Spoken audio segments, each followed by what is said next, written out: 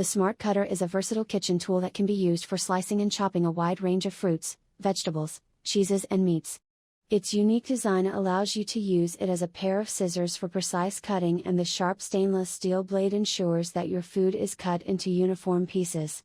The Smart Cutter's ergonomic grip also makes it comfortable to hold and use, even for extended periods of time. Its compact design also makes it easy to store in your kitchen without taking up too much space. If you're looking for a simple and efficient tool to help you prepare your meals, the Smart Cutter is definitely worth considering. It is perfect for anyone who wants to save time and effort in the kitchen, and it is also easy to clean and maintain. Let's hear from my good friend, Katie. Hey guys, today I'm going to show you how to use my Smart Cutters. So first thing you're going to do is you're going to grab them and hold them just like you would a pair of scissors, and you are going to unlock. Now, the next thing that you're going to do is grab a compatible vegetable which comes in your directions, and today I'm going to use a potato.